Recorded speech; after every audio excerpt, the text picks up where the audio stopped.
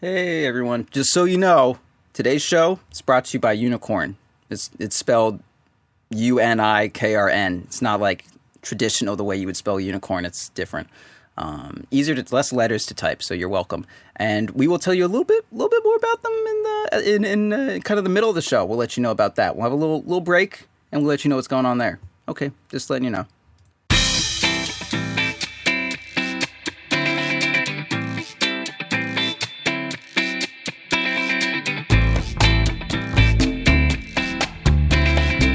Greetings, friends. It's your Teach Me Tuesday for this week. I am proud. With me here, in lieu of B-Dub, is Skrunk. Hello, Skrunk. Hello, how you doing? I'm good. So B-Dub had a thing happen that was very unfortunate. So unfortunately, to use that word again, we have Skrunk. So everyone say hi to Skrunk. He's the cutest boy in all the land, and I hope that everyone enjoys his vocal embrace. You got any? Okay, we good? Yes. Please accept me. Is that a solid introduction? Yes. Okay, so yeah, please accept my special boy. So new patch came out again, in case anyone didn't know that one. So we're gonna go over that a little bit. It's not a huge one, so not another 8 hours, hopefully. We can make it last 8 hours. Then I think we could probably do it. I mean, there's more than 8 patch notes, right? So an hour per, I think, sounds reasonable. Though it is a complicated game. Even like that's not even too much. Yeah, that sounds about right. But I guess we'll try to reduce it. Yeah, we could do it without overstressing. Yeah, and then we can just clip it down from there. So you guys are probably going to get the edited version. Yeah, you'll that's get the best like a little clip down for sure. Yeah, kind of the highlights of the whole business.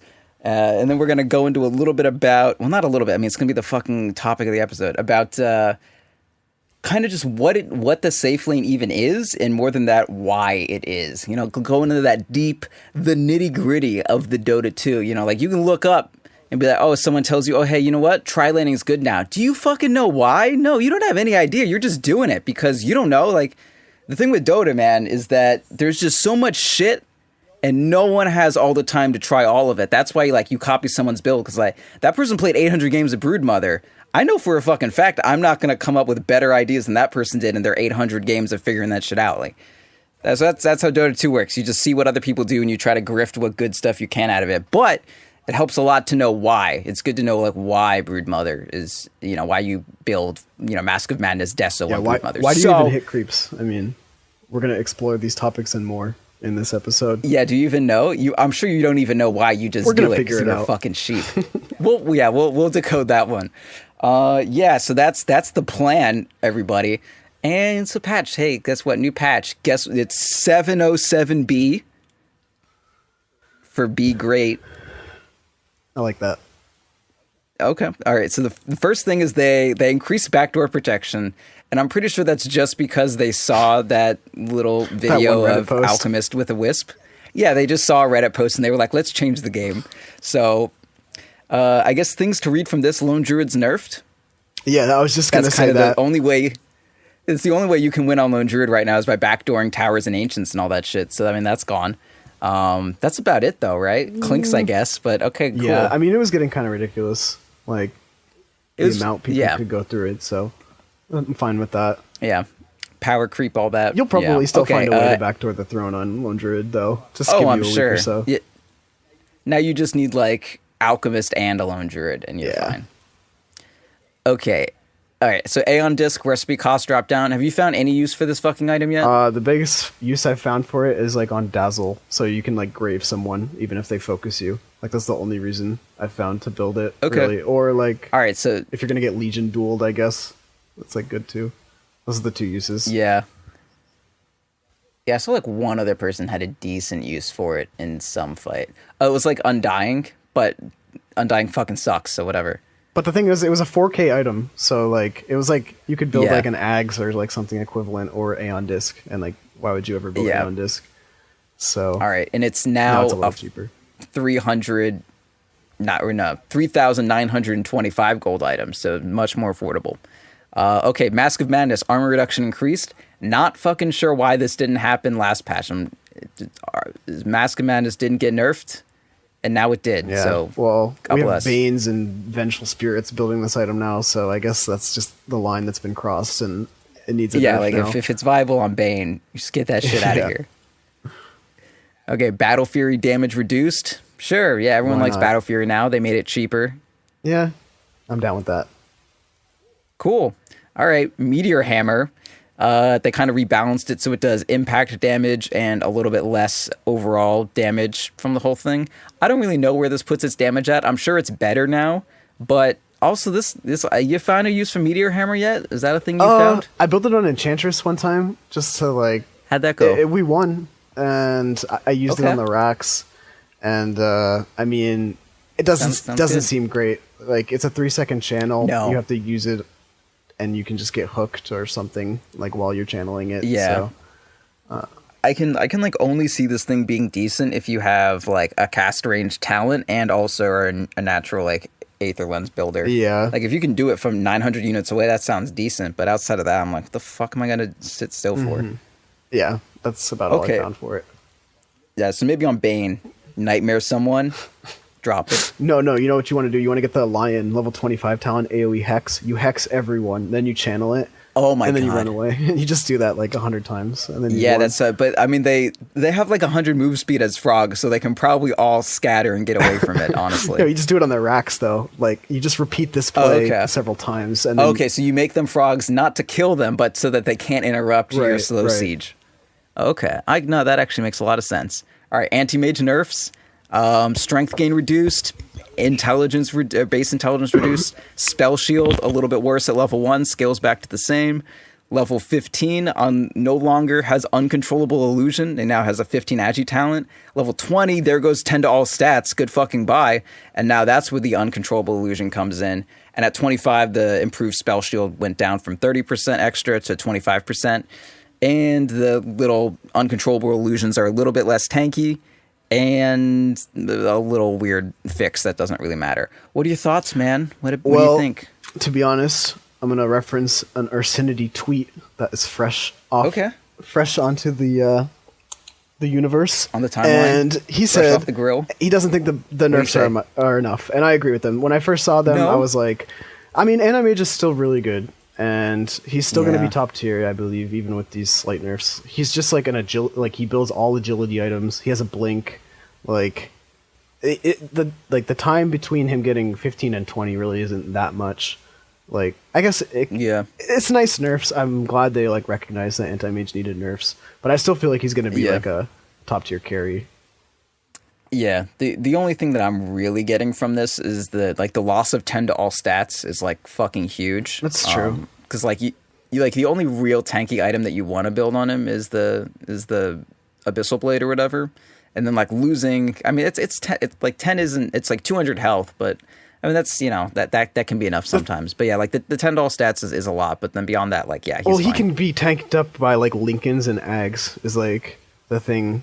And once he gets to that point, the hero's so annoying to play against. You need like 5 CC spells to kill him. So yeah, like you need to catch him with like 5 fingers of your fucking catcher's mitt. yeah. So I still don't like You the know that hero. kind of situation. It's been a he's while good. since I've interacted with a catcher's mitt, but yeah, I get what you're saying. Okay. I'm actually a baseball professional, so I'm glad that I could relay that Is this part a of my life to baseball you. podcast? It used to be actually. Oh, that makes sense. That's why the sports Yeah, channel we had was to. so active. We had to, like let everyone go. We're on to Dota now. Yeah, it's more profitable. Okay, have you seen the prize pool for the international? It's like thousands of dollars. Yeah, it's like a couple thousand, I heard. These gamers make a lot of money now. Yeah, fuck baseball. Okay, Bane. What do you think about Bane, huh? You think he's good? No. You think he's a good boy? No? I don't think he's that good. Oh, he's a good support. Me neither, He's honestly. not a good mid, I don't think. Oh, yeah, no, of course not. No, he's a terrible mid. Right.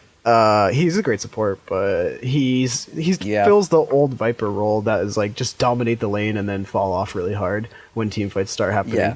So And now Viper dominates the lane and then also does everything. yeah, which is fine with me. Yeah, Viper's great. So I do like this change though, because it definitely makes people stop playing Bane mid more, which I like. Oh yeah, for sure. Yeah, this change is super good. I even kind of view it as a buff for support Bane because like you get your 100 cast, like 100 to 150 cast range, not a huge difference, and you get the 100 cast range at level 10 now, which is like way earlier than 15 on a support. Yeah, might as well say what the change is. The change was his level 10 talent switched from Enfeeble Steel's damage to 100 cast range, and now his level 15 talent is no longer 150 cast range, and that's where the Enfeeble Steel's damage wound up at. So at level 10 you get cast range, and then if you want to at level 15 you can get that damage deal from Enfeeble, which I don't even know if you'd really want anymore. I mean, the other option's like 40% experience gain. I guess you'd still take it. I mean, yeah, probably 40% experience is kind of nice, but yeah, but like the other talents that you build up to are like not super interesting, you know? Yeah, and it's like you really don't need the experience that much for your levels. Like at 15, you have points in all your skills, so yeah, like all that's left is your 18 for your like next point in ulti, which is just increases the damage. Really, like who really gives a shit? Yeah, so I would still get it and just try to right click like in team fights a few times or something. Yeah, I mean it keeps your damage relevant, right? And then if you do get the plus 100 Enfeeble damage reduction, like okay, like you can probably like throw damage off their Anti-Mage and then like right click their Dark Willow twice and effective value to team fight added. Okay, I'm glad I do like the sleep, like being able to attack sleep targets is way cooler on support Bane than carry Bane. So yeah, for sure. That is good stuff. All right, Beastmaster, have you tried this nerd out this patch? Yeah, he's hard to play. I gotta just like the fact that you spawn the bird every time you want to summon anything is like just gets in my way, and I'm just like, oh, just like get out of here, bird, and then like. That's what I feel about birds often. Yeah, it's like D. Reynolds from Always Sunny. You are fitting in with the amount of Always Sunny references now. But so what are the changes? I guess he got nerfed a little bit. Yeah, so Wild Axe's mana cost is now 80 That's at all good. levels. So like normally people leave it at level 1 or 2. Like you get it kind of like first point often. I mean, sometimes you get bored, but oftentimes you'll get it first point. So if you get zoned, you can still get last hits and make sure your range creep doesn't get denied. But now it's going to cost a third more mana to do that. And then, like you don't, so it's basically between 20 and 15 increased cost on Wild Axes, which is, about a third. And at level 20, instead of 120 extra Wild Axes damage, it's down to 100, which is, that's fine, whatever. And the boar's damage was dropped significantly, Skrunk, I will let you know. It went from 20 scaling to 50. Now it is 16 scaling to 40. Oh my word. That's a marked decrease, if I do say so myself. Yeah, but well deserved. The boar... I mean, the boar, like... The boar sucks, dude. I know, it does suck, but that like, you don't care about the boar, really. You just want your big creep, and you just buff it up with fucking attack speed, dude. And you do spell damage amp or whatever with your axes still, so it's pretty good. Yeah. The boar, like, I played him once or twice, and he feels strong as shit. Like, I don't know what the fuck I was doing, but I still stomped, and I felt great. Like, I would just enter in fights, and then I would summon my creeps and just use all my skills, and then I would randomly, like, live through the fight and have, like, a triple kill or something. I'm like, my hero doesn't do anything. Like, what happened? But he just does. They're, like, raw entropy of existing and having every aspect of him being dope. Didn't they make, like, Necronomicon cheaper? So, or something like that. Yeah, they made Necro a little cheaper, and the slow that's on it now is also very good. That's a nice buff to him too. So he's good. He's still in a good spot. For sure. Oh yeah, he's definitely still fine. Like when I played him, I felt like I didn't deserve the win. I just existed in team fights, summoned things, clicked the ground, and used my spells off cooldown and collected a win. So when I picked him, I picked him I picked him, and then the enemy had one more pick left. They pick a Chen, and this dude follows me around and just takes all my creeps that I summoned, like the entire game. And so I was like hard countered. Yeah, I was like pretty annoyed that game and didn't really get like a full Beastmaster experience. But yeah, he seems like a strong offlaner. You should have had a Midas, and every time he does it, like you summon, he steals it, and you just Midas it. Helm of the Dom. I just steal it out back. meta him. Get the Dominator for that. That sounds incredibly viable. Yeah, and then he gets a refresher, and it just keeps getting Expect to see this in the next LAN tournament. Yeah, probably the Chen Beastmaster interactions kind of defining the drafting meta of 707B. Absolutely. All right, Dark Willow. What about this? What about this Irish lass, huh? She's pretty good. Yeah, it's still not nerfed enough, I think. Yeah, no, she's still wild fucking good. So Bramble Maze now does its damage over time. Doesn't really matter, friends. Who cares about Doesn't that? matter. It's the same shit.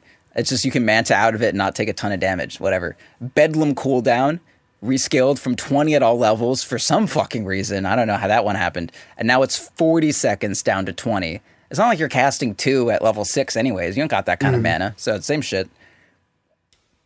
Bedlam damage reduced from 75 scaling up to 225, and now it's 60 scaling up to 220. That's a good nerf. I'm glad. I'm okay with that one. That one makes me okay. Yes, I agree. That's a good spell though, man. That's a fun good spell. Still like her. Oh, I guess you can read the last change. Well, I will. Cursed Crown cast range reduced from 800 down to 600, which is, it's 25%. I like that. That's nerf. a nice nerf. That's because that ability is really good, and they didn't nerf her strongest ability, which is like her go immune and then do a ton of damage. Oh yeah, whatever it is. She just has like a built-in Ghost Scepter that's better than Ghost Scepter because it's actually Shadow and Dance. like a freaking sniper ultimate when you right click out of it. It's sniper ult mixed with Shadow Dance on a 12-second cooldown. It's pretty good. So it's pretty good skill. Turns out the fact that wasn't nerfed is kind of suspect, but I'm glad they're nerfing her. I'm sure she'll get more minor nerfs before she gets added to captain's mode. Yeah, for sure. I really like her as a hero though. Like her kit is very cool. It's a bunch of kind of weird things, but they all fit together pretty well. Like it feels a little bit more like a traditional Dota hero, like a lion that just has 4 random ass spells that don't all combo into each other. I do like the design of her quite a lot. Like the Bramble Maze is a really cool ability. Yeah, but just her abilities are a little bit too strong right now. Yes.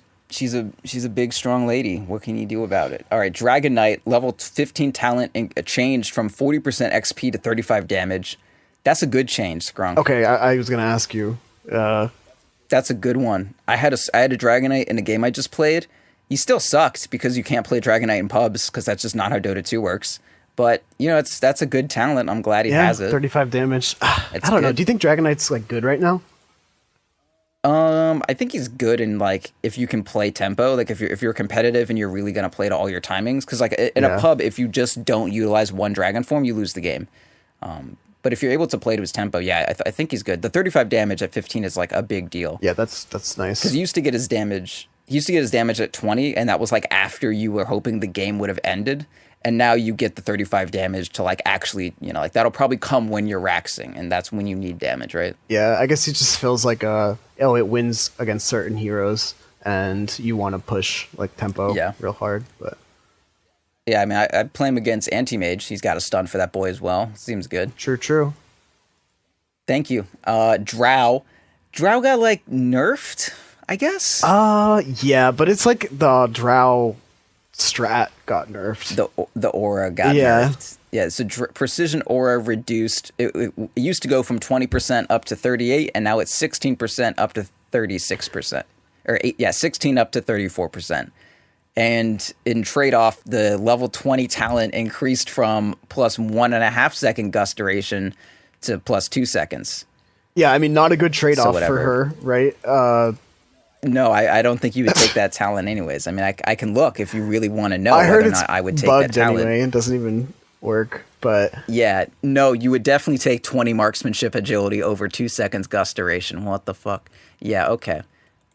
Sorry, 1 second. All right, so that's her. Glad we got that one. Lone Druid Spirit Bearer HP regen. Yes, this is what we've been looking for. Spirit Bearer HP regen. It went from 2 to 5, now it's 4 to 7. Crazy, right? Oh my word. Is that a big deal? Because it kind of That is a huge deal. Yeah, I mean, Lone Druid is good right now in terms of, I mean, we'll kind of cover on this, the Safelane a little bit, but he's good in that you can hit a very fast and reliable Radiance timing.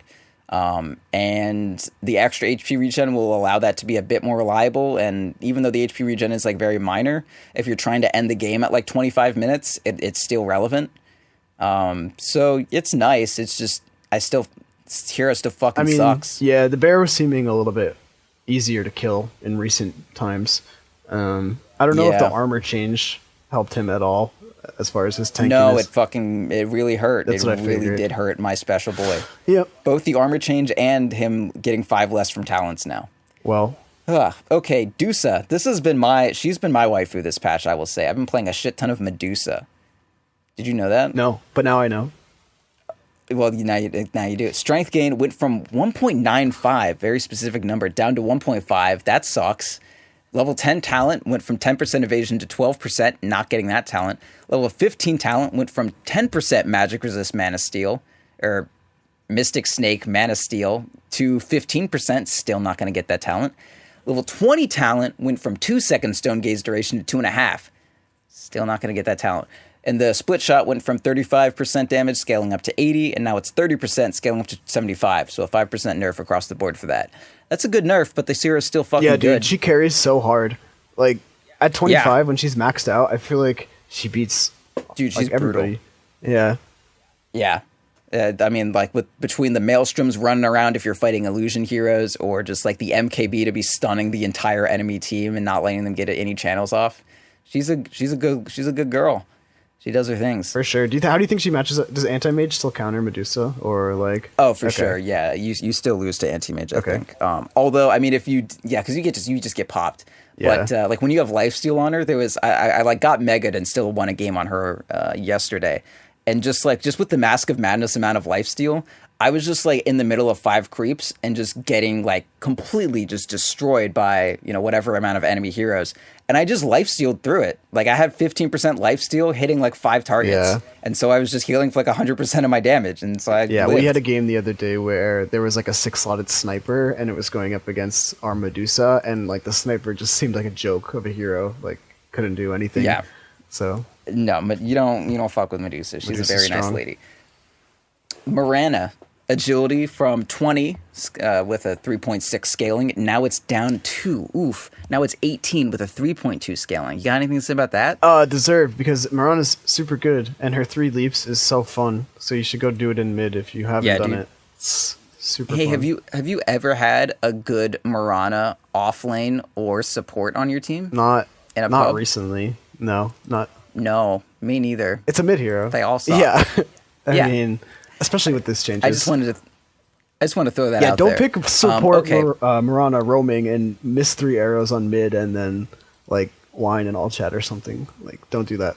Yeah, like imagine if you picked any other hero with like a reliable disable against Anti-Mage. That would be way better. Seems good. Morphling, restored to captain's mode. I don't want to go over this shit. Everything got a bit increased in terms of his adaptive strike. His win rate's still 25%. That's what you need to know. Yeah, his win rate is still 25%. His attributes shift a little faster. His talents are more waveform focused, and his 25 talent is 2 waveform charges. Wild cool. I actually like that a lot. That's Kunkka, cool. Little ghost ship fleet, 3 instead of 4, because that was too good or something. Yeah, it was honestly like the whole meta was basically defined by the fact that you could get 4 ghost ships. So I'm really glad that we now only have to deal with 3. It kind of opens up a lot of options and ways to play your team. Yeah, the big thing about it was the amount of ghost crew that you had, because each ship has like 20 people, 20 ghosts manning the ship. So you could really get up to an absurd amount of crew members, and that was very imbalanced. Yeah, and after you get to a certain amount, like if you keep summoning them and if you get a refresher, you get enough that you can no longer be Kunkka LLC. You have to become like incorporated at that point, and then you have to like hire HR staff, and like there's very few ghosts that are your HR. Tax bracket goes up. Oh, yeah, it goes way up, and the creeps give more gold now, but the jungle still doesn't give a lot. And when you're a Kunkka that's like a support, normally you're just going to be using like Tidebringer and a Torrent to try to farm up the jungle, and you can't pay your crew with just that. Pangolier got big round of buffs, huh? Yeah, a bunch of buffs. Dude, he's fucking good now. I think he's good. He can get up to like almost like 80% hero reduction if he hits everybody with the shield crass. No, it's almost 100. It's 18. Oh yeah. So it's like 18 times 5. Yeah, man, that's 90. No, it's like not. 85 or whatever. 80. Wait, no, that 82? is 90. That is 90. 18 times 18 times 5 is 90. I'm okay. Yeah, that was almost embarrassing. Okay, yeah, and then dude, his W moves him forward now. It's so fun. Dude, yeah, he's sick. I haven't actually played him yet, but he seems good. They made the turn rate on his Rolling Thunder way better, and the move speed faster, so that's more reliable. Seems cool. Yeah. Yeah, I played my first game of him in like an actual match today. We lost, of course, but that was a little bit more to do with like an 0-12 pudge or something. I don't exactly remember. But anyway, I didn't feel bad. The hero is very cool. So I highly recommend that. I think he's like an offlane hero. Absolutely. I kind of fell into the trap of like trying to go for damage a bit earlier, and like we were against like a Chaos Knight and we had no AoE, so I figured I would just get like a Maelstrom. But I think the Maelstrom actually sucks. I think that I was too into the Maelstrom, and it's caused me to forego some other things. Yeah. Like I've seen people go like 3 javelins. Like the javelin is wild for him, dude. Oh, that's weird. Yeah, well, so like each javelin basically adds 100 pure damage to every one of his Qs. God. Yeah, I didn't think Right? about that. It's an interesting hero Yeah. because you can either build around the Q or you can like build around the boulder. I feel like there's like a few different ways Yeah. to play him. Yeah, I think if you're kind of like snowballing, you can let your levels take care of or your levels and your W take care of how tanky you need to be. But like a lot of the ones that I see that are super stompy, it's like brown boots and 2 javelins, and then they go for like some kind of like Shivas or something, and then they finish a defusal, or defusal and then Shivas. That's some new meta shit. I do have a tip for this hero real quick. You put AA, you get the Chilling Touch, you put it on, and you get all 4 charges with the 1 Q. So Hot that's tip. cool. And do a tri-lane with Weaver and Pangolier and an AA, and you're just wow, what a so concept. many icy attacks. What if you did a quad lane and threw a PA in there too? Bro, no way. Too much. Okay, all right. Ricky, level 15 talent. It's a little more smokescreen. Gives a fuck. Base agility dropped a little bit, so please, like, if anyone was trying to play this as a core, don't do it as much now, I guess. Yeah, you can still do it. Spirit Breaker. Dude, Spirit Breaker, Nether Strike cooldown rescaled. Instead of 80 to 60, 100 to 60. Can you believe it? I believe it, and I accept it. It's my reality, Okay. and Spirit Breaker's still good. So Yeah, he's still fine. Okay, Sven, God Strength. You get... It was 12 to 36. It used to be way back when, but now 10 to 30. Kind of a big drop, in my opinion. And level 25 talent, minus 8 second Storm Hero cooldown. Did you think that was real? No, now it's 9 seconds. So you're still not going to pick this one, I don't think. Maybe you will. I don't know. maybe it's up to you, honestly. It's honestly, yeah, the kind of the choice is yours. The other option is 40 God Strength. So you'd go with God No. Strength, or Yeah, you're gonna not give up 40 strength, dude. right? Well, what does it bring to your Stormhammer never good. cooldown down to? Isn't it like 2 seconds or 3 or something? 4 seconds, but like, yeah. Yeah, I don't know. I don't know. I want to 2-shot someone. Yeah. Like Sven is more defined by if you get that opening 2-shot on someone, not like if you keep stormhammering and chasing. Yeah, like the more Stormhammers you like- cast in a fight, probably the worse it's going for you, or something like that. I don't know. Yeah, I would probably think that's it. And anyway, you get all your mana burned by Anti-Mage anyways. What's the fucking point? Sure. Okay, all right, glad we covered that one. Templar Assassin, level 10 talent, 50 more health. Cool. And then her trap bonus damage increased from 100 to 150. Now it's 175 to 325. That's a lot of damage, yeah, that's Skrunk. good. You can like set up 3 in a That's row, and like- that's a big nuke. Yeah, that's a lot. I really want to see, like, just take techies out of the game and just let TA have this. And just, like, make little piles of TA traps and just blow it all Yeah, up. I think that's thank cool. you. Okay. Tiny. All right, so this is really the only reason that you're here. Okay, so we're going to talk a little bit about our Stony Boy. So he got 4 more base strength, which results in 4 more damage, let me remind you. And his tree grab cooldown, it's now 15 at all levels, which I honestly thought it would have been this from the start. Like when I first read this and it was like 40 seconds, I was like, what the fuck? Why? Mm-hmm. But now it's 15, so I no longer have to use expletives. Tree grab splash damage, Skrunk, it's 100% now. Yes. Not 70, 100. That's nice. That's good. That's fun. The tree grab unit bonus damage increased from 25% to 30. That's good. And the attack count increased. It's no longer 2 to 5. Now it's 2 to 6.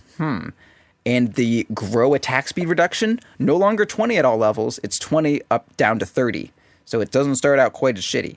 And then the tossed unit bonus damage increased. The unit that you are tossing now takes 30% additional damage instead of 20. And level 10 talent, instead of 25 damage, now it's 30. And instead of 15 magic resist, it's 20. So what do you think about it, man? Is he okay? Well, I don't know. It's weird. He's in a weird spot with the new tree grab. Yeah. I do think there's potential for Tiny. He, like I was talking to you yesterday about it, but I'll repeat it for everyone here. We were talking. Like, I don't think he's great in mid anymore because you want to be using your tree grabs as much as possible. And in mid, it's just like way too hard to be grabbing trees all the time. You need to. And you don't think that you should just buy like 18 branches? I considered it, but I don't think that's the choice. No. Okay. I did do like maybe one or two is pretty funny, but yeah, I don't think the value is there quite for that one. Man, you know what you should be able to do? You should be able to plant a branch and then like swing with it, you know, up till you have like one swing left, and then eat it with a tango and then like heal up. Yeah, that'd be cool. I'm glad I could discuss that with this dude. podcast. There was a game the other day where we were doing Roshan, and there was a treant on my team who had just got his ag, so he had eyes in the forest, and he like had vision on one of the trees, and I just went and grabbed it to hit Roche with it, and then we no longer had like vision of the enemies coming in. Yeah, it was pretty funny. We weren't punished for it. A little learning curve. But dude, yeah, this hero's good. I just want to like, you were saying armlet yesterday, and I think so someone suggested armlet to me, and I was like, that gives armor and it gives attack speed. Yeah, and like 9 it's armor. Really cool because you can like toggle it on and then do your tree toss for like a big range nuke and stuff like that. Yeah, Tiny only really does damage and bursts anyways. Like you do a bunch of damage and then you back out, and then you know do a combo again and then back out. Like it seems good. Yeah. I think there's a lot of like potential with armlet. I was thinking the build I'm gonna try is like something like Treads, Echo, armlet, and then like going back for the blink, and then getting like a heart after, or like a manta or something big. Just like playing it like it's Chaos Knight. Like, yeah, I could see that. I was thinking that I might want to go more in a Shadowblade direction myself, just so that you could do like not use it for the initiation so much, but like, you know, for a team fight, you walk in, do your thing, and then you can Shadowblade like out and then reinsert yourself. Because I feel like the issue with Tiny is more like after you do something, how do you like weave out and back into the fight? You know what I mean? Yeah, I do. But I mean, also the initiation is a huge deal, which is why people used to go Blink and Shadowblade. But, yeah, I mean, Shadowblade definitely seems nice too. I'm gonna keep working on it, but I do like the 1-4-4 build if you're safe laning. I don't think the stun scales enough to want to like get more points in it. And yeah, I was watching your game a little bit, and yeah, I think maxing the tree grab after your toss is done makes sense. Yeah, so I don't know. He was like, he does a lot of damage, and like I think he's one of these heroes where you can leave him safe lane like by himself, or you can have the support hero help for like a few minutes, and then the support can leave if you have like a good matchup. Like if I'm against another melee hero or something like that, you can really dominate a 1v1 safe lane with Tiny. And you have so much base damage now that like you can get every deny exactly without contest. Yeah, people can't out CS you or out deny you, which is really cool, especially if you get a Quelling Blade, which you should. And I love this hero. That way you can like grab one tree and then quelling another, and then there's just like no trees left for the enemy to tango. Yeah. I guess that's another they option. Can't tango if you take enough. Then they got to drop their branches, and you just grab those. And then you have a Timbersaw on your team that just assists with like the tree, like clearing out. Yeah, that's actually like a really strong strategy. You all get meteor hammers, and then you clear out trees that way. Yeah, and then the one that's left you pick up. Nice. And then they can't use tangos This is anymore. a new win condition, I feel like.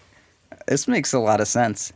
But it's hard countered by Treant with the 15-second tree it's also hard time. countered by Iron Branch buying. You just replant the forest. Yeah. You're like the fucking activist strat, like, or whatever. Yeah, that'd be like inverse split pushing. Cool, well, glad we covered that. Vengeful Spirit. Yeah, have you seen Venge as a core lately? I've seen it in pro games, not in my epic games, but... It's good, man. That's good. I love the hero.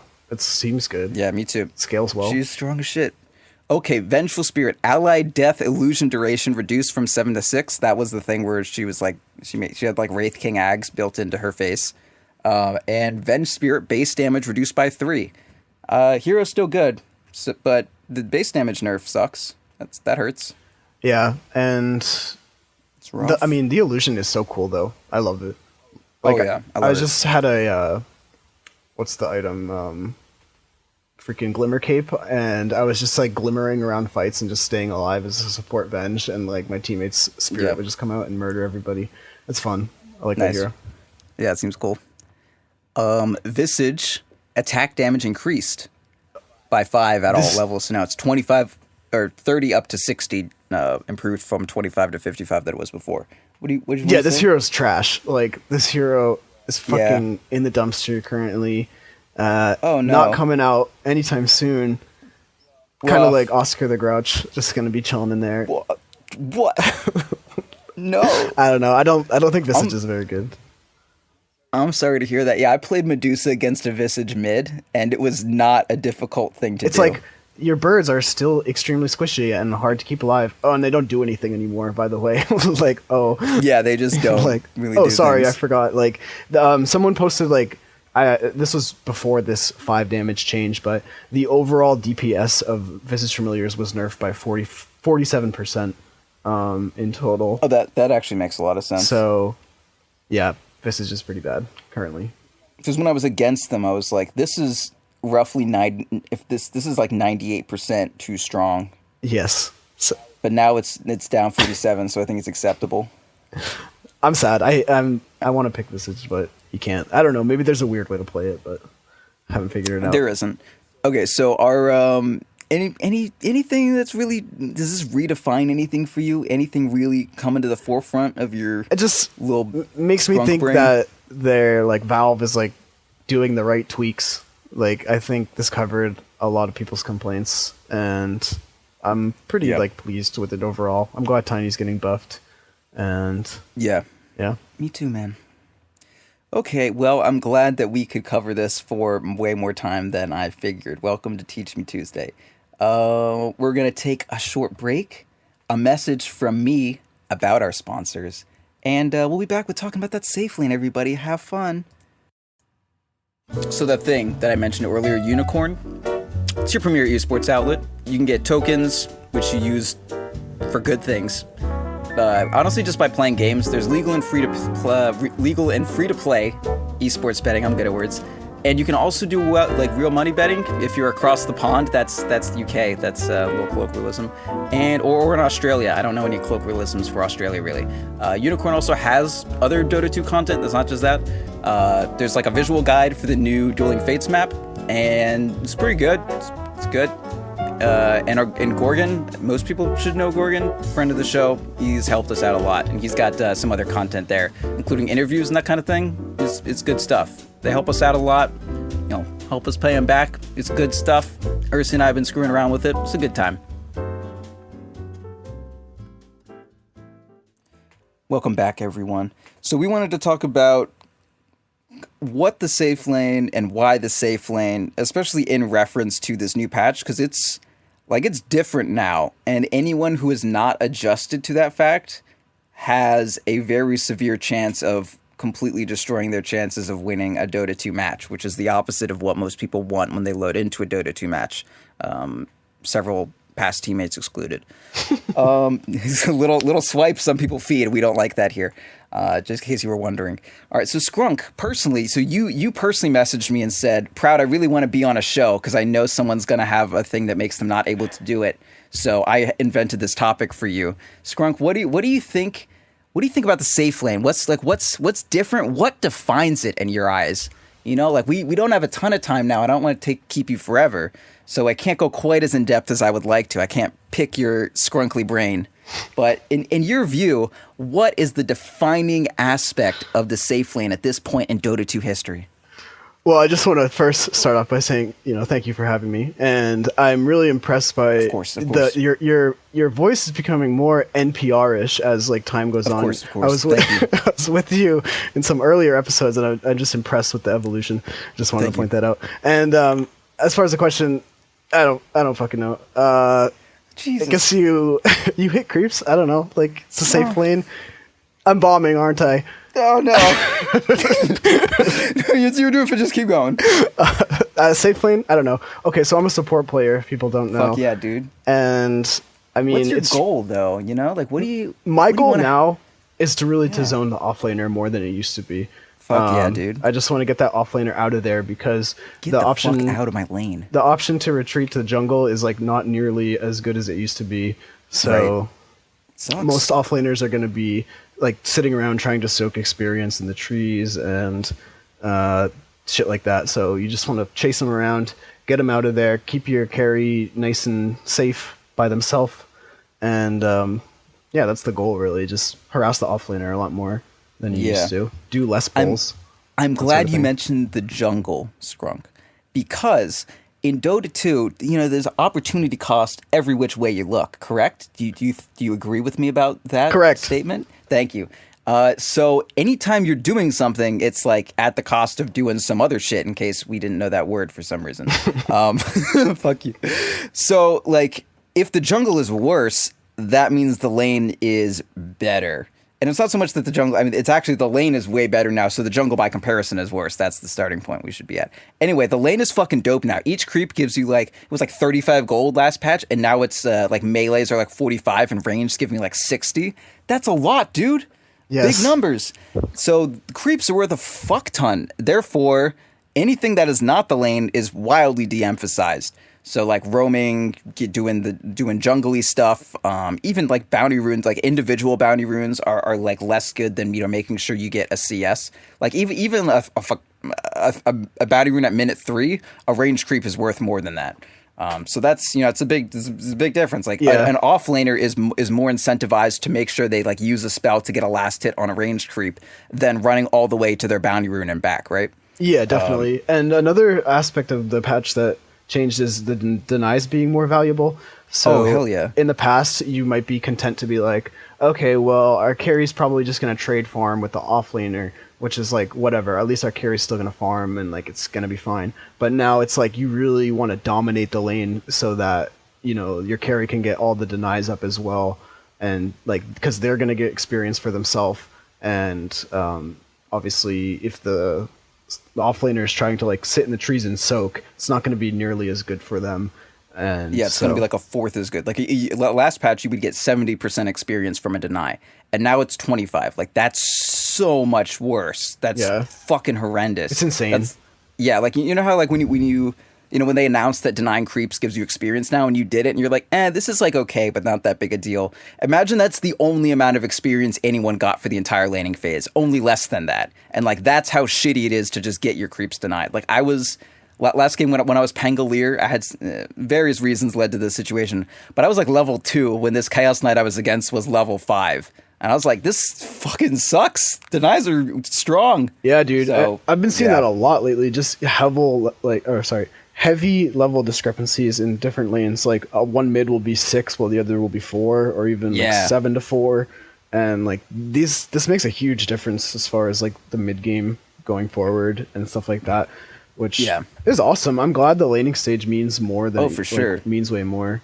Yeah, a lot of this is feeling a lot more like it's going back to like TI3 era Dota, in all honesty. For various reasons that I hope we're able to get a little more into. But yeah, so if the laning is super emphasized, and it's more that the like the ambient stage of the laning phases are much more emphasized. So because creeps are worth more golds, because denies deny more from your opponents, you want to at all times, like there was no period in time where you were not trying to do this, you want to at all times have total control of your safe lane. As many lanes as possible, but the easiest one to have control over is the safe lane. And your carry's there and all that shit, so it's the most beneficial one to have control over. And so that means like the idea of roaming, where you just put heroes in a certain place just to get a kill, and then you go somewhere else, that isn't as good as, you know, like if I go and I get a kill, and then we don't have control again for another, you know, like they die, they respawn, they get back to the lane, it's early game, and, you know, like 10 to 15 seconds or so. And then they have, let's say, a minute of just like free soaking experience. And then we kill them again, and they're dead for 15 seconds. They come back, another, you know, like minute, 30 seconds of free soaking experience. That's like, getting those kills is nice, but the fact that they can just soak experience and not, you know, like get chain denied and have your carry get perfect farm for like the, you know, the majority of your time, that's honestly not as good as if just one person sat there and just made sure they weren't in experience range the whole time. Yeah, absolutely. Like that's a really good point, especially with the changes to kills in the early game not being as valuable. You can kill an offlaner 5 times, but like it's not going to be as good as if you're just forcing them off the lane and not killing them ever. Like they're going to be getting so much less by just forcing them off the position of being close to the creeps, just running up to them, finding them in the trees, pushing them away. And so like if you're going for these kills where like your carry runs up and you get the kill, but then the creep wave starts pushing into their tower, like this is a thing that happens a lot in Dota games, That was when you were playing offlane. It was like every time we'd be like, "Oh man, Skrunk, what happened? You got first blood," and you're like, "It's fine. The wave is at my tower now. This is great." Yeah, I'd be Axe, and I'd be like, "Hell yeah, I just died!" Like, yeah, give me them creeps. Yes. Yeah, no, it's good shit. I mean, I do the same shit. I just fucking like die, and then they have 2 range creeps, and I'm like, "Oh, you fell for it." Yeah, and then you're just licking your chops for all these nice creeps. Yeah, every chop just covered in saliva at that point. Just thoroughly licked. Yeah, so I feel like that's an important point. Just about control of the creeps is really your main goal in the early game, not being ahead on kills, just farming your lanes better than other people. Yeah, and to that extent, like the ways that, so I want to kind of break into why it's better, or rather, I want to build towards why it's better to tri-lane for at least the first part of the game, like the kind of where you're feeling out how the lanes are gonna like start shaping up. You want to start out with a tri-lane, and building to that point. First thing I want to touch is in terms of controlling the lane, there's, of course, pulling. Like, pulling is the number one way that supports have to control where the lane is. And in the past, the easiest thing to do, like, whenever I asked for a pull, what would always happen is someone would stack and pull the hard camp. They would just, attack a creep at 53, 54 seconds, and then it would run into our creep wave, and then it would have stacked and pulled on its own, and then it's there, and then hopefully the creeps, or the neutral creeps, kill all of our lane creeps. But Skrunk, is that good anymore? No, is it even possible? Like, it's to pull the hard not camp? really, honestly. It's very difficult. But even if it were, well, like, one, everyone fucks it up every time, which sucks. But even if they do get it right, is it even good? It's good if you're getting the CS of the neutral creeps, right? If you're like babysitting it and have totally secured it, and and you're kicking the offlane off of it. It's such an easy place for the offlane to just run to, especially if you're dual laning. So no, I would say that's not good. It's like impossible, because with the extra experience range that offlaners have too, you can always sit in the river. Like even the Radiant hard camp that's a little more pulled into the lane, you can just sit on that low ground in the river and get that experience every time, like no matter what. And wasn't there a small change that's like if creeps dies to neutrals, you get more experience than you used to? Yeah, it's 100%. It's a huge change, actually. So in order to get that at all, like you need to be basically out CSing like giant hill satyrs and trolls and big boys that do piercing damage for 60, and you're a support that does 40 damage. Right. And so if you're not getting every deny on that, it's as though you just gave the offlaner free. Like, it's honestly harder to deny against a stacked hard camp than regular creeps or whatever. So like that pull sucks. And then also your carry doesn't want to leave the area that they are farming to go help you secure, because you decided that you wanted to like be a Crystal Maiden and pull while there's a Darkseer right next to you. The only time you would want to do that pull is if you already forced the offlaner out, I think. Other than that, you're just pretty much going to want to do easy pulls, which is great because easy pulls put you in the position to collect bounty runes a lot easier as well. Like if you can do the stack at 53, say it's 153, you go stack, that's a good point. Then you run to the bounty rune, get it, then you're back for 13 seconds to pull it. That's a nice play to pull off in this version. Yeah, I mean, even the way, the direction that you run for it, and this is also like another thing I want to touch on in terms of having more heroes in the lane. If you pull both easy camps, the small camps, whatever you want to call them, if you pull them, the direction that you run after you pull them, since you don't need to pull it directly into the lane, you can run, like towards the river, and that will put you on the trajectory. There we go. That's a fun word. Trajectory to get the enemy offlaner's rune, and then on your way back, you can get your own rune and then pull. And that probably takes about, like if you run at, start running at like 50, 53, 54, and then you can, get the rune, and then on your way back, you'll get there before. It depends on your like move speed, but I think you can pull it off. Especially if it's like, beyond 7 minutes or whatever, when the creeps are a bit slower, you have more time and you'll probably have more move speed. That's a good point. I didn't think about that. You could probably do that. I'm gonna have to try that. Yeah, and as we said, like the main thing that you want to do is you don't want like this burst of, the offlaner's not in the lane now, great. I don't have to worry about it anymore. My carry is self-sufficient. My carry my carry is not going to die to them. That's kind of like what you aimed for last patch, is you just wanted to get your carry to a point where they would like win the lane, which essentially meant, my carry would be level 7 and their carry and their offlaner would be like level 6, and my carry would have, 500 more gold than their offlaner does. But since, as we addressed, like that's not ideal. Like you want that offlaner to be level 2 and have no farm, and your carry to be like level 8. So if you are spending your time to like, as we said, like, okay, you barely have enough time to like stack and then get the runes and then get back and then do the pull, like that's all fine and good, but that's like, 20-30 seconds where you're not actually zoning someone. So they're going to get, like a full wave of experience or something like that. So if like that's what's happening and their offlaner isn't, still a level 1 Timber Saw that your carry can kill, you're going to need another support there to be zoning, or the offlaner is just going to recover. Yeah. These pulls and these going to collect runes takes a lot of time, and that's time that the offlaner is going to catch up, like you were just pointing out. So yeah, you want one support to be doing probably the pulls and the rune collection, and one support to be fully zoning like all the time, like just completely dedicated to zoning. Yeah, and I mean, like after you're done with the pulling and all that, and the offlaner is very zoned, and your one zoning support feels good, like then you're fine to try to like smoke and rotate for a kill. But like the main difference is that you don't want to have a very long roaming period and then a very short interacting with a lane period. You want like a longer interacting with the lane, and your roaming, you want that to be in like short bursts. Like the only roaming that you really want to do as a support for the most part, unless your lanes are like totally one wildly in control, is like, smoke, go gank mid, and then after that's done, go back to your safe lane. Not this kind of business that used to see last patch, where you would like, one support would already be mid, and then the other one would like smoke, and then you would both gank mid, and then you would like hang around, wait for them to come back, bully them again, and like then ask your safe laner if shit's okay. And then you would sometimes like go to the off lane and just then just ask them if they're a solo hero still or not.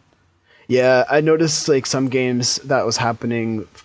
People just in the old habit of it, and you would see like this offlaner that was level 2 being completely shut down just like catches right back up when you let the pressure off. So if you decide to pressure a hero as a support, I feel like you really just want to stick to them and just fuck up their game, because you're only gonna, as a support, you're really only gonna ruin one person's game.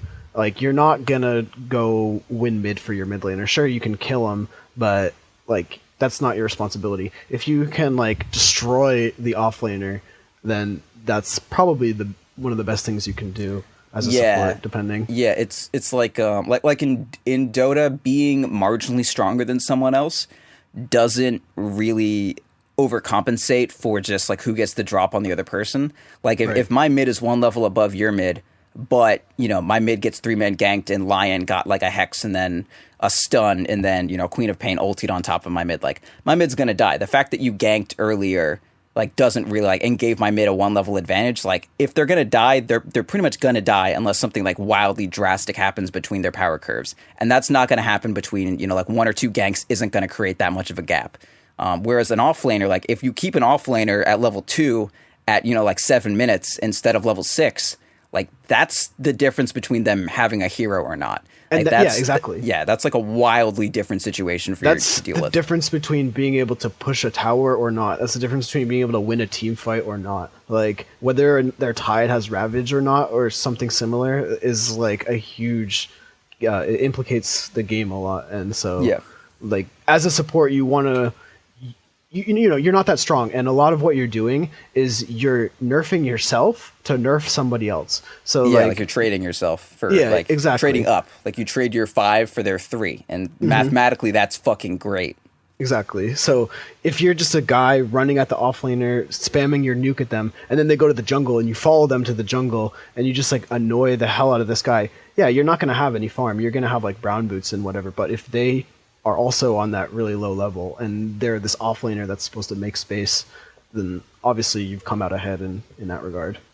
Yeah, that's the way to do it, everybody. Yeah, so that's kind of like that's why you want more supports in the safe lane than you did last patch. Like last patch, as we said, denies weren't worth a ton.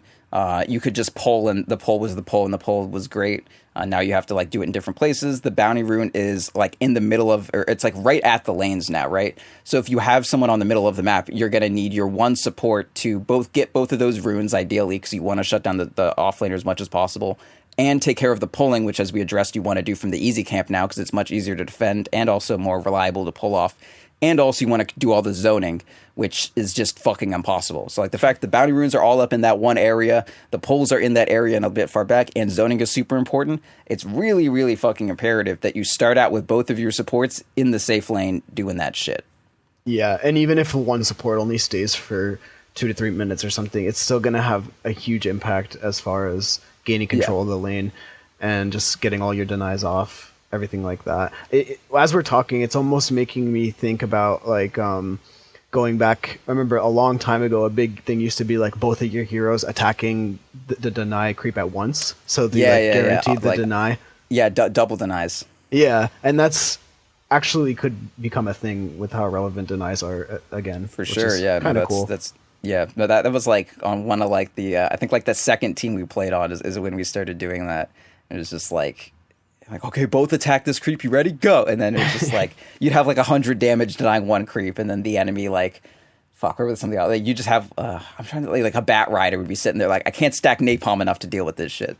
Yeah, that's cool, and I'm happy about that. Like just laning mechanics being important more than they used to be, which is great.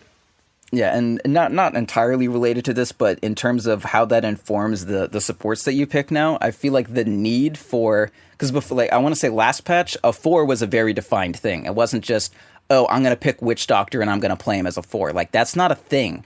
You don't do that. A 4 is someone who has a gap closer and a disable at like, at least by level 2, right? Like someone who can get all up in there and like gank their mid laner and dive under tower and then like come out with 10% health just fine. Like that's what a 4 is. But now I feel you can kind of you can get a lot more loose with it. Yeah, it's actually interesting because the support roles have definitely been opened up a little bit. You don't have to have like a Spirit Breaker or like an Earth Spirit. Earth Spirit, when Monkey King was good back when, Slardar, and then like those kind of deals. These types of heroes that just run in and stun. Yeah, exactly. You can have like more lane dominating force, like for example an Undying or something like that. Like you could have your Undying go to the offlane and just like with your offlane hero and just like spam decay on a hard carry like an Anti-Mage or Spectre or something like that. And so you're not roaming around, but you're just trying to win the lanes as the supports. Yeah. And that's, and like not super dedicated to doing like the immediate gank of it. Like an Undying isn't going to come to the lane and immediately look for a kill. It's going to be like Undying, throws a couple decays, makes sure or rather like goes to the safe lane, zones, screams, hey, I'm a big fat zombie and I'm here. I guess he's emaciated until he has ulti. But I'm a big emaciated zombie and I'm here, run away, little friend. And then little friend runs away.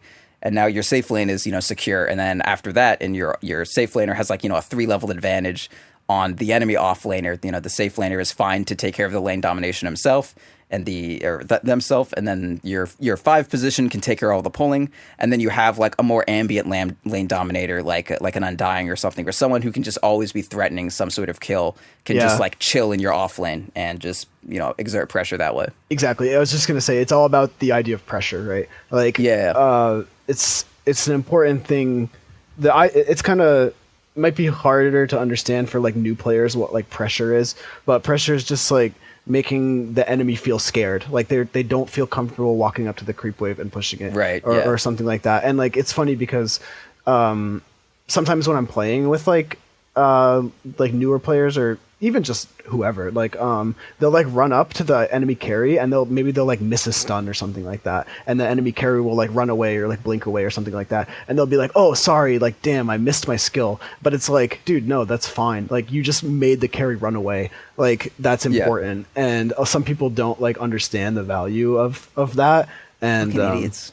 I guess I'm not trying to highlight that people don't get it, but no, that's not at all what you were saying. But yeah, like just going and making someone run away is valuable in itself. You don't always need to kill people. Like you just want to make them feel uncomfortable. And just think about like if you were playing the carry, you wouldn't want to be running away. So Yeah, there are so many times where if I'm playing carry and like I don't die, but you know I use most of my regen up, and all I have left is like 3 tangos, and I'm at 30% health, and like I can't walk up to the lane anymore. I just have to like slowly munch my tangos and try to get back up to a respectable amount of health while I'm watching this off laner that's like 2 levels below me, but I don't know where the fuck the other support is. Just like slowly get denies right in front of my face, and I'm like, I could fucking kill you. Yeah, and I'm that's gonna why go there. That's why you want your supports near you as the carry, because these situations where you're getting forced away aren't going to come up as much if you have supports babysitting you. Like, they're going to be forcing away the supports maybe, and you're going to be sitting there CSing or whatever. So, you definitely want your supports to be fighting like the offlaner and whoever else is threatening your safe laner. Yeah. I want to go into not a ton more topics here, but the one thing that was kind of I want to say like that Liquid's time in the Dota pit. It was Dota pit that just happened, right? I don't know. Sure. I think it was Dota pit. Anyway, that elucidated a little fact about the safe lane to me is what you actually want out of the safe lane and how that's kind of defining some of the more meta heroes right now. Pretty much like the laning phase is more or less 8 minutes long for the most point. It's maybe a little bit elongated now because laning is so important and transitioning to jungle doesn't fucking matter. But essentially that's how much time you have. And if you look at it, that's a certain amount of gold. That's roughly like, actually I have no fucking idea how much gold that is in a very exact amount, but that's, you know, enough for like you finish whatever boot upgrade you're going to get, and like a wand, an Aquila or something like that, you know, whatever equivalent. And then maybe like halfway to your first kind of like mid early game item, your first kind of ramp up item as a carry. So what the carries that are good now are ones that have like very, I want to say like not exactly necessary, but ones that have like a great deal of gravity to them, ones that have a ton of impact. Like Anti-Mage is the perfect example. Like Anti-Mage is the perfect storm of all of the things that happened in this patch. All play extremely well to the type of hero he is. He likes tri-lanes that like protect him.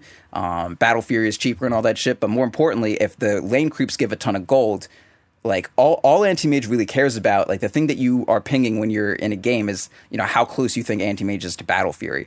So if you're able to just like win your laning phase and you get your Battle Fury at, you know, like 14 minutes or something, which is, you know, I've had shitty lanes where I get 14-minute, 30-second Battle Furies out of nowhere. Like it's not uncommon. Not that uncommon, yeah. Yeah, so if you are a hero that has like a very clear direct goal that you're trying to get to, and then that early on item is gonna like catapult you towards winning the game, that's the kind of carry that you want to be right now. So a different hero like Luna, like what one item makes Luna go the fuck off? It's like, I don't know, like she wants Dragonlance, and then she wants like Mask of Madness sometimes, and then she gets Manta. And that's pretty good, but like not one of those items doesn't turn Luna into Luna the same way Battle Fury turns Anti-Mage into Anti-Mage, right? So you kind of want to aim at more of those kinds of heroes. I guess you want these items that give you like a nice time to transition into doing another activity besides farming. Like I guess with Anti-Mage, it's like now you can split push. You have this Battle Fury, you can go push out lanes. And or actually take advantage of the jungle and like have it be, you know, worth your time. Stack it and stuff like that. Like you gave the example, like I forget, I think you said Medallion Deso Clinks is like so that's like I think yesterday that was what I was talking about. Like okay, now you can actually just go fight people, burst people down, and then you can get the towers after. It's like you farmed to get to this point where now you can accomplish something else with the farm. You want to like get to a point where you can just fucking like go off after the laning phase, and that's not always directly like, oh, I get, you know, I lane until I get my Dagon and then I go kill people. The Battle Fury is like something that seems a little more explicit, like a crazy big item and then you go do shit. But even like on Spectre, like I laning phase until I get, if I want to be really greedy, I'll get like Vanguard Aquila phase boots, and then I'm a fucking Spectre, like I'm ready to fight in a Spectre way. Yes, it's not my Radiance, but it puts me in the perfect position. Like I got a very nice early power spike, so now I can position myself in a way that I'm going to get my Radiance kind of no matter what. And then you're telling your team, like, you got your Vanguard, whatever, and you're like, okay, like, go in, start a fight so I can haunt in and then join you guys, kill a few heroes, and, like, that projects you onto your next item. Same thing with Clinks. You get a few tier 1 towers. Oh, great, now you have 1,500 gold out of, like, that you did not get from farming creeps, but you used, like, the strength of your items and whatever that you've gotten from creeps so far to, like, get your next big influx of gold before you go settle back into farming or whatever. Yeah, like another good example is like my Lycanthrope. Like, I feel like Lycan is really fucking good right now, and I've been playing a ton of him. And I go Necrobook now, so I basically just like lane, and I get Necro 1 at like 11 minutes or something like that, and then that goes very easily into Necro 2 and then 3, and then all of their towers are dead, and it's just like that's which one to aim at. Yeah, now you have like everything. Yeah, so in any hero that's not really like directly gonna get a big item, not super great. Like Faceless Void is still good, but again, he wants Mask of Madness, but it doesn't completely transform him into like a wild Faceless Void. Like he has like a slow progression of items that gets him there. PA is another good example of a hero that's pretty strong. She goes Battle Fury, like really any Battle Fury hero, that the tempo works great for them. But the thing that made me think of this most was like the kind of Clinks-like examples like Lone Druid, which Liquid played. And they did great with it, so much that it was banned. It was first banned the next game they played. And they basically just, like, Lone Druid wins his lane on his own. So that's a situation where you actually don't really need to devote 3 supports to him, or 2 supports rather. You only really need, probably 2 for the first little bit, and then you're just gonna peel 1 off. And then once Lone Druid is level 5, like his bear is the other support. His bear will just keep zoning with Entangle, and then he can just do all the last hits for himself. But he just takes that like easy laning phase to get his Midas and whatever secure farm you get, and then because these creeps are worth so much gold and you dominate the lane on your own, you're going to win the other lanes a bit more. Maybe your off laner is going to be able to hit like a very strong item timing, or your mid laner by the same token, and you're going to reliably get like build yourself towards, similar to how getting a Vanguard and an Aquila lets a Spectre get to a reliable Radiance timing. Same thing with Lone Druid. You just dominate your lane, you let your supports go roam because you're fucking Lone Druid, and you get a really solid early Radiance timing, and then you can just end the game off of it. So you don't have to do these super hard, like, oh, okay, I help my carry ramp up to their farming item. You could also like help your carry ramp up to their Necronomicon, or their like medallion, or their Deso, or it's like one other hero I was like just looking at, or like a Bloodseeker, get to an early Radiance and you end the game off that. Fuck, I'm really upset. I'm missing my other hero that I was just looking at. I will. I hope. I had a question for you. I was playing the Safelane the other day, and Armlet Chaos Knight. There we go. Thank you. Sorry. Go on. Yeah, Armlet Chaos Knight. Yeah, and potentially Armlet Tiny. Yes, we're just trying work in progress. We'll see. Yeah, we're trying to reserve that spot. But so say that you're a carry and you're winning your lane. You're free farming. Your supports have zoned the offlaner. Maybe your supports have left to go roam or something like that, and like maybe the offlaner's left, and you're just free farming.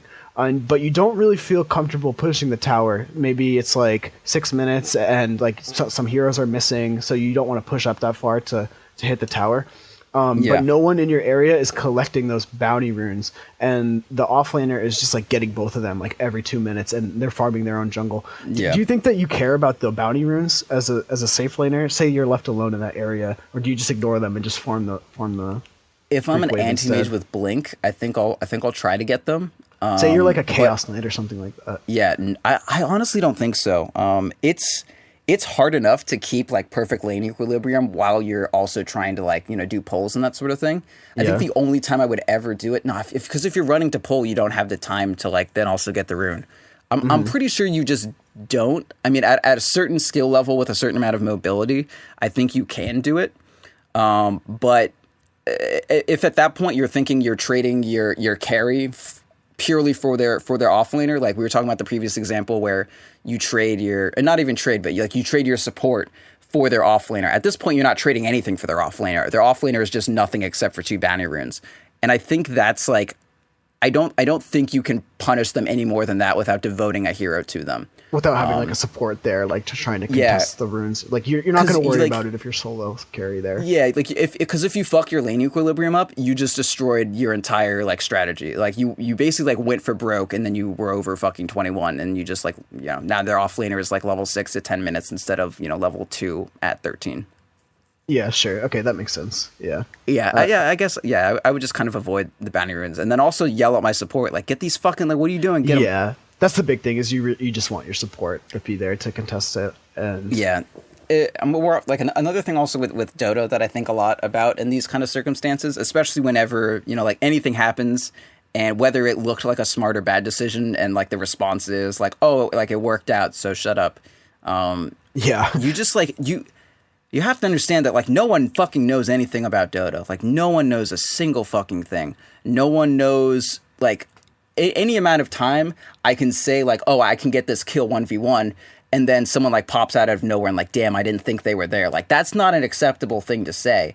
You didn't know whether or not they were there. There was like maybe a 20% chance they were there, but like you needed to, factor that into your calculations. This is just a thing in video games in general is like, because something worked doesn't mean it's like the best thing to do. Like you could be against weaker opponents and it works that time. But if you get in the habit of doing something that's not great, and it works 4 to 5 times for you, the better you get, the less often it's going to work. So that's definitely a good point.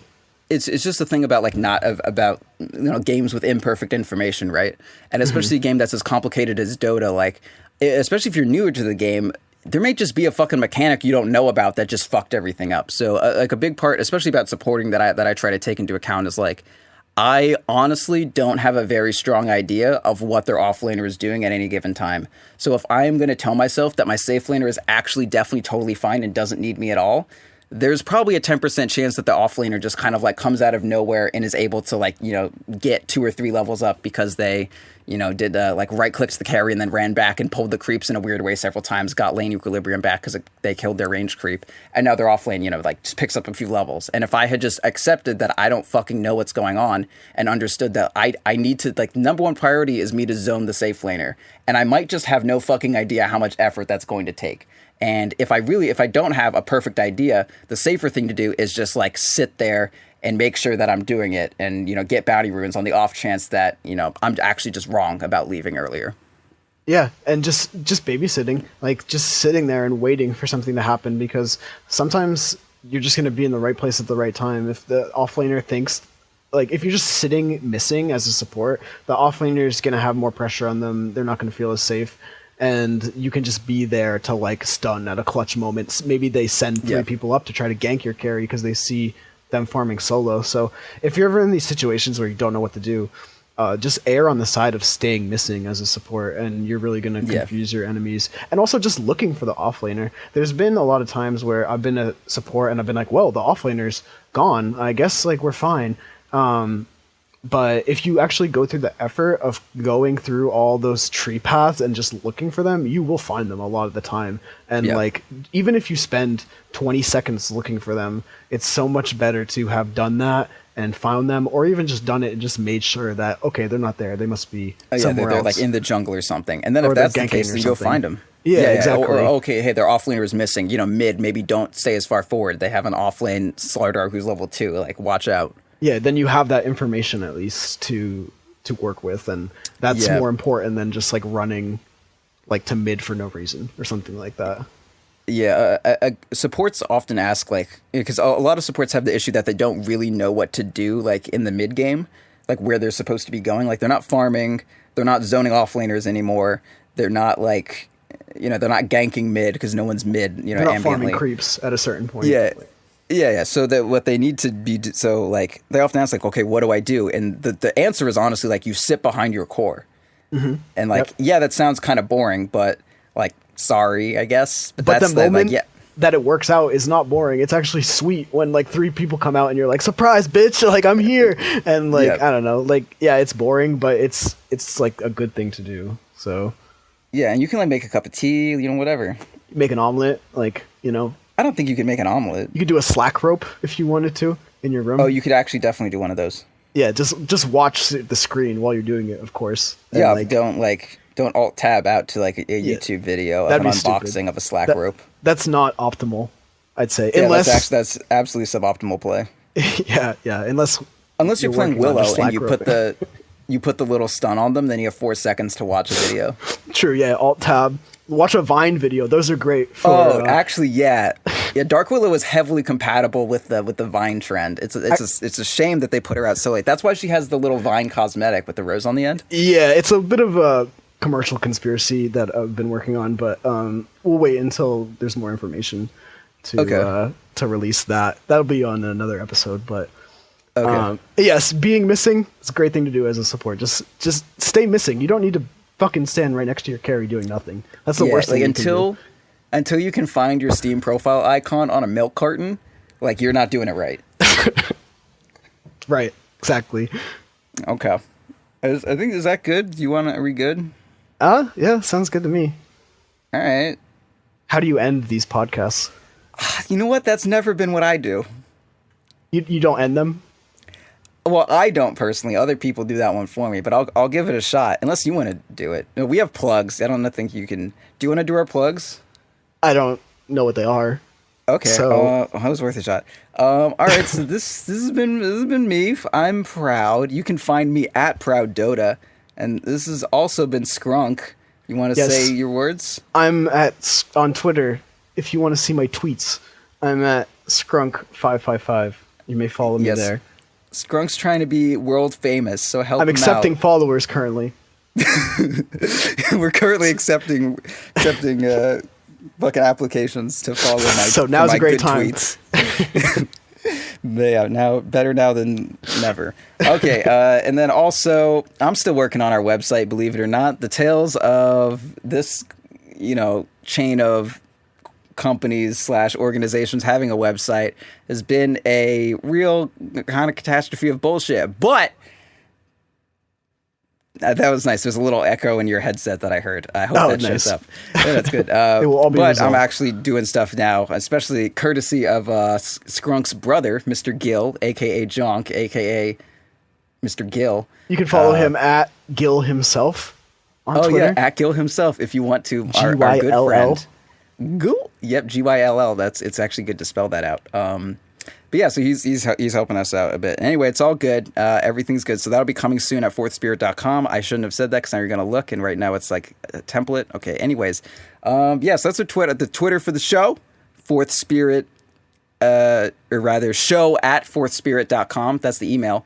I was supposed to say the Twitter for the show. This is why they don't have me do it. Twitter for the show is at Fourth Spirit. There we go. It's spelled out Fourth. No, we can definitely edit this out. But the thing that I actually need to say that I forgot that I shouldn't have left till the plugs because people tune out by this point is we are adding another segment to this show where we answer listener questions. That's good for you, Skrunk. Oh, I have tons of questions. So yes, sign me up. A lot of I'll them. Be there. Just a big number. I got a scroll actually of questions ready to go. A whole scroll? Damn. You know it. Well, if we keep going, if we didn't have this, I would hate to see your scroll kind of blow up into a whole grimoire of questions. Right. We're trying to avoid that. We're trying to erase them and that possibility. Reuse the parchment, Okay, yeah. Okay, so in the event that you all run out of parchment, we are accepting listener questions, so you'll be able to reuse your parchment now. I don't think parchment's reusable, man. Once you get ink on that shit, it's done. All right, well, DM me about fucking rubber eraser. If you have any parchment info, DM me. I'm curious. Get a plug for the parchment. Yeah. If anyone's got a good parchment plug, hit up at Skrunk555. DMs are open. Oh, hell yeah. Okay, and so we're getting listener questions that we will answer. So just, email any question you want to show at Fourth Spirit, Fourth Spirit, hope you can spell that one, .com. That's where we're at. And as always, thank you to Unicorn, UNIKRN.com. They help us a lot, and we are extremely happy because otherwise this would have been way more difficult to get all this set up. Big thanks to Mr. Skrunkerton, the guiding star in my life. Thank you for having me. Now yours as well. I think that's it, man. I don't know if there's anything else. Yeah. That's it for me. In-houses are still going for was another fun. week or so. Thank you, Mr. Gruton. Shout out Growdy. Yeah. Shout out. Best arc shout out warden in NA. Is he? Well, NA, it actually doesn't stand for North America. It stands for Nobody's anonymous. Hello. yeah, something. Okay, thank you for covering me on that one. No, I love Growdy. I didn't mean to get that mean. It just came to me. Okay. Doesn't Growdy look like Charlie Day? Yeah, I guess a little bit. right? Yeah, the hair. If he was like dirtier, like he needs Yeah. to shower a little less, and then he'd be good. Yeah. A lot less, because I like you, A lot Growdy. less. Yeah, A lot and less, a lot. and He then- needs like more cats, like ambiently around yeah. him. Yeah, but like not his cats, but just cats ambiently around. Yeah, ambient Yeah. cats, not ones that he owns, just that exist. I recommend that for everyone, actually. Okay, to have yeah, that's ambient cats. from Dr. Skrunk. So, okay, Goodbye. this has been our theory, and it was your fault.